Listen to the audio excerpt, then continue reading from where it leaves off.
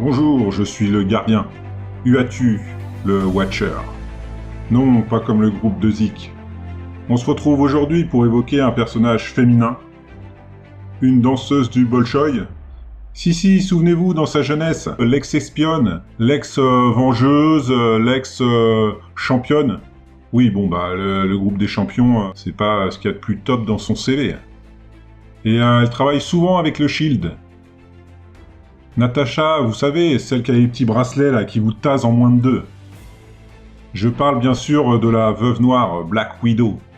Donc ex-danseuse, ex-vengeuse, ex-championne, ex de Daredevil, ex de Hawkeye, ex de Tony Stark, ex de Hercule, ex de Hulk dans le film, et ex de Bucky, le soldat de l'hiver, et presque ex de Spider-Man.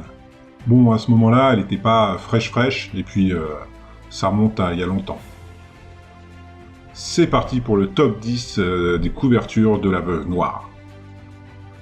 En 10e position, la couverture de The Amazing Spider-Man 86, qui date de 1963, dessinée par John Romita.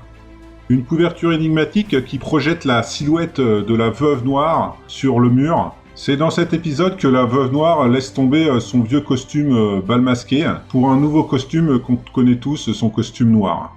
D'ailleurs, dans cet épisode, elle dit elle-même s'être inspirée de Spider-Man pour ce qui est des gadgets et surtout du lance-grappin. 9. La couverture de Daredevil 188, dessinée par Frank Miller et Klaus Johnson. Un épisode centré sur la Veuve Noire qui est partie à la recherche de Daredevil. D'ailleurs, sur son chemin, elle va croiser le Caïd qui lui fera une proposition. Non, pas celle que vous croyez, une proposition d'embauche. A noter qu'à l'intérieur, les dessins ne sont plus de Frank Miller, mais de Klaus Johnson. Frank Miller ne s'occupe plus que du scénario.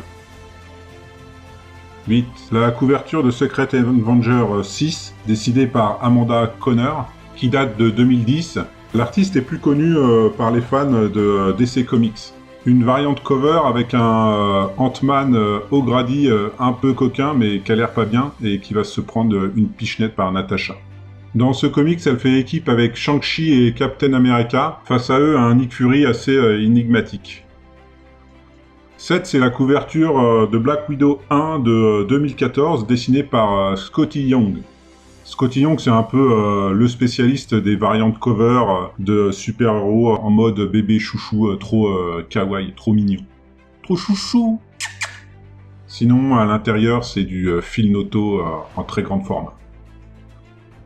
6. La superbe couverture de Daniel Acuna, Black Widow 1, la série de 2010. Les couleurs sont magnifiques. Un épisode où vous allez pouvoir voir Natasha s'en prendre à une vieille dame, subir une opération à ventre ouvert, vous allez pouvoir voir tous ses boyaux. Avec cette couverture, on s'aperçoit que Daniel Acuna reste un maître des aplats et de la mise en couleur.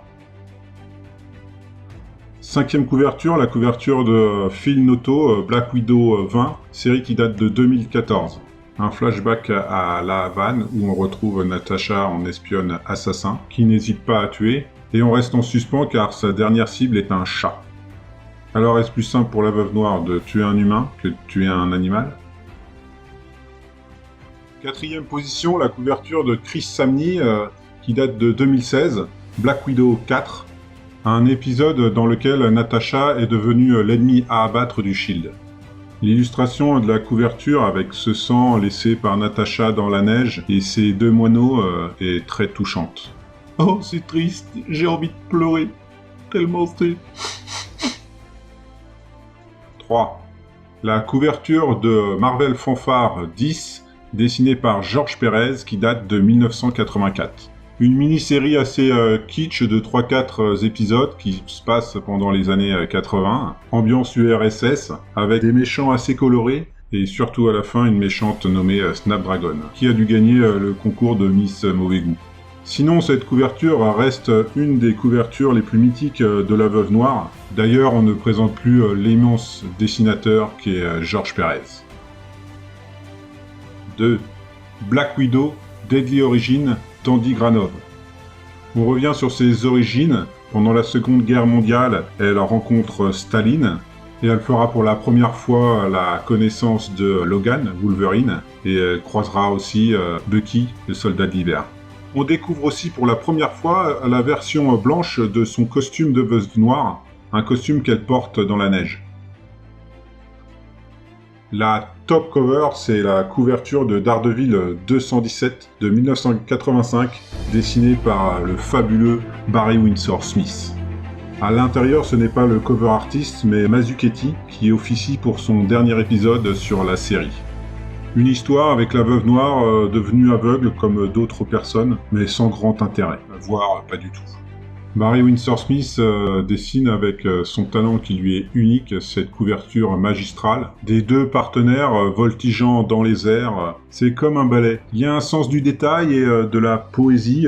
Les voir tous les deux sur le fond d'une ville de nuit avec toutes ses couleurs, leur pose me fait penser à la chapelle Sixtine. C'est un vrai Michel-Ange. Oui, Barry Windsor Smith, c'est le Michel-Ange des comics quand même.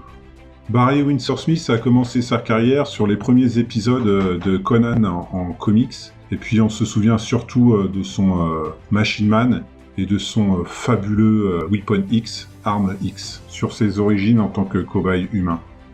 Non, mais c'est vrai, Barry Windsor Smith, c'est quand même un peu le Léonard de Vinci des comics.